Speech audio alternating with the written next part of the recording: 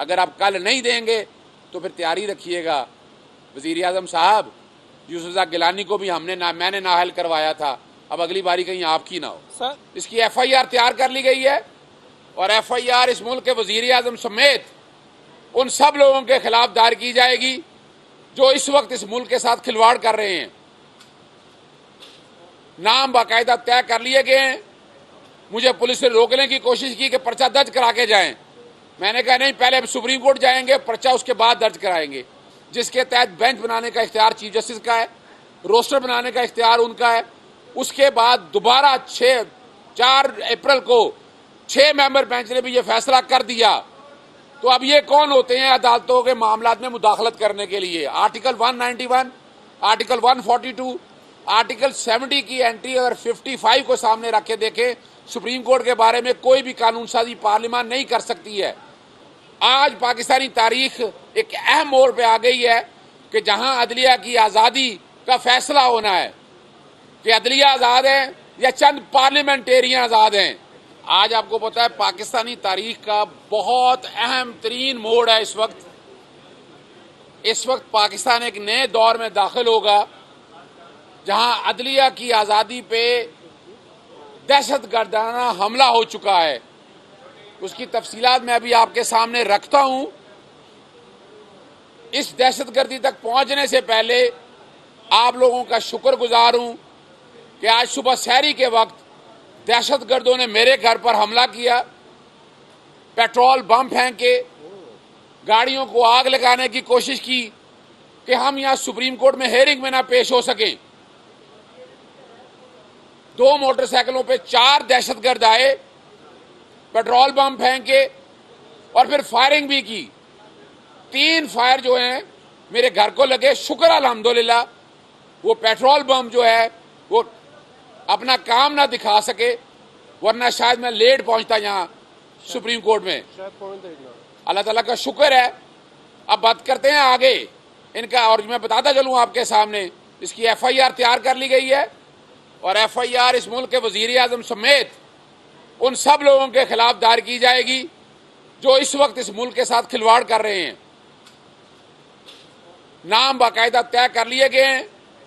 मुझे पुलिस ने रोकने की कोशिश की कि पर्चा दर्ज करा के जाएं। मैंने कहा नहीं, पहले सुप्रीम कोर्ट जाएंगे, पर्चा उसके बाद दर्ज कराएंगे।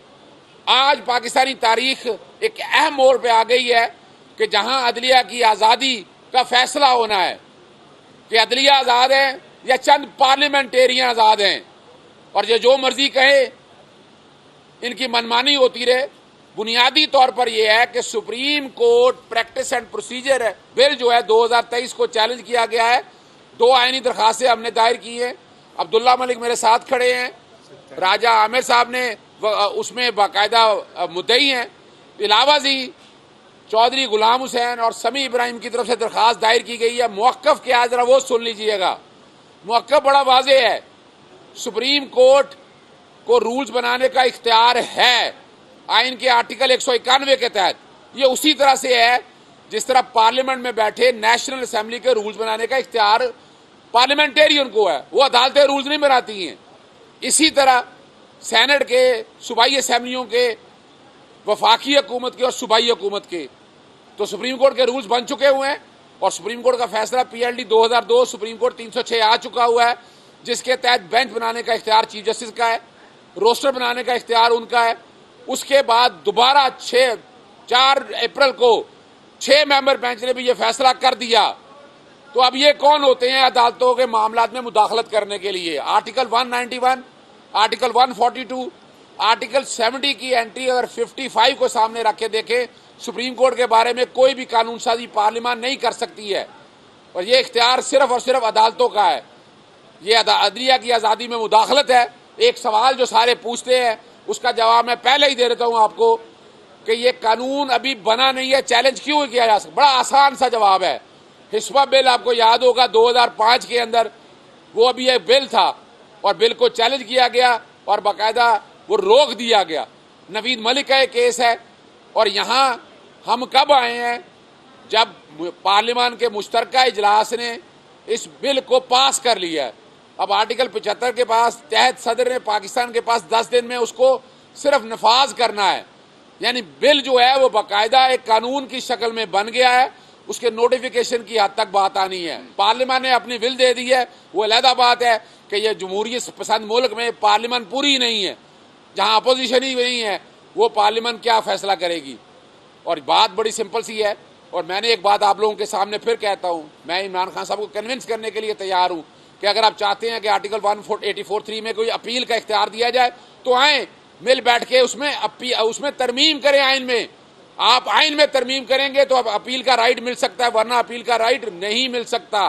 तो ये है वो बातें, इंशाल्लाह हम अदालतों से गुजारिश करते हैं और हम अदालत से उम्मीद रखते हैं कि अदालतें जो है वो इंसाफ फराहम करेंगी। आईने पाकिस्तान आज फिर दस्तखत दे खड़ा है, पाकिस्तान की बरादरी, पाकिस्तान की वोकला बरादरी वो दस्तक दिए खड़ी है कि हमारी रेड लाइन जो है ना सिर्फ चीफ जस्टिस है बल्कि हमारी सुप्रीम कोर्ट भी है।